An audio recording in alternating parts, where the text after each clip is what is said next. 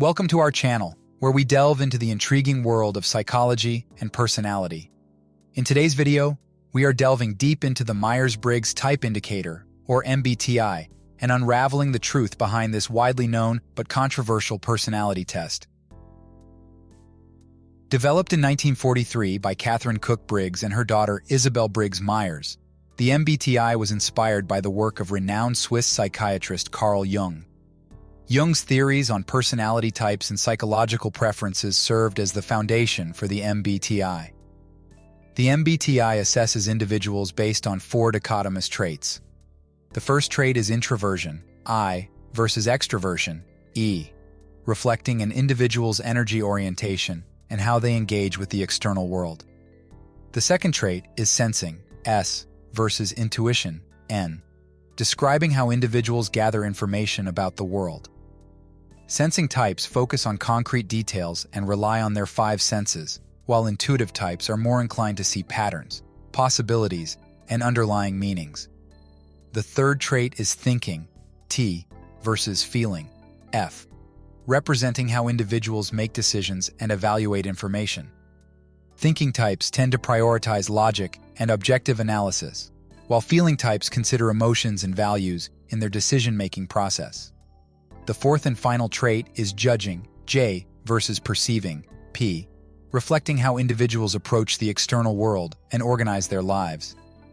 Judging types prefer structure, planning, and closure, while perceiving types are more adaptable, spontaneous, and open-ended in their approach.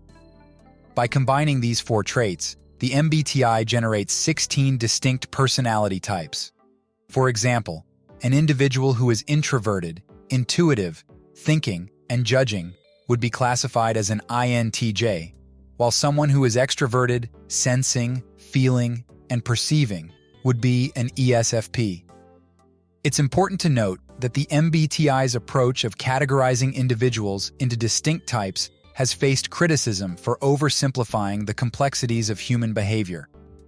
While the 16 types provide a framework for understanding personality, it's essential to recognize that most people exhibit a blend of traits and fall along spectrums, rather than fitting neatly into a single category.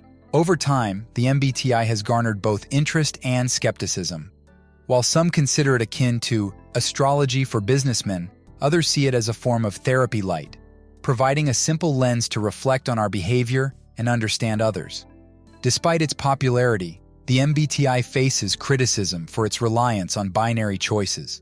It categorizes individuals into one of 2 traits for each of the 4 categories: introversion, extroversion, sensing, intuition, thinking, feeling, and judging, perceiving. However, human behavior is rarely so black and white, and most people fall along a spectrum. The allure of the MBTI lies in its promise of rich narratives to describe our personalities, but critics argue that it lacks scientific validity. Even Carl Jung, the psychologist who inspired the test, disagreed with the idea of strict either-or categorization. More than 50 million people have taken the MBTI since the 1960s, with 2 million people still taking it annually.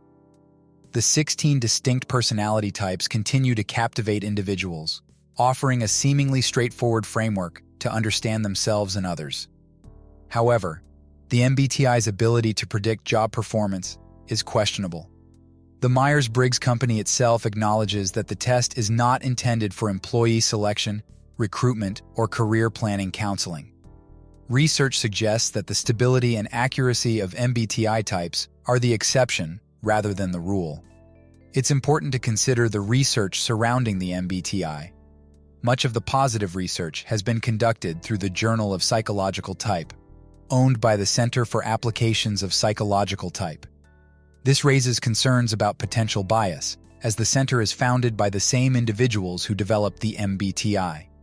Reviews of the literature published in 1993 and 2006 concluded that there is insufficient evidence to support the utility of the test. Using the MBTI for employee evaluations or selection may not be justified due to the lack of empirical evidence supporting its effectiveness. While the MBTI can be a harmless tool for self-reflection and personal growth, its limitations must be recognized. The Myers-Briggs Company explicitly prohibits its use in recruitment and selection. It should be approached with caution, and its findings should be considered as just one perspective among many in understanding human personality.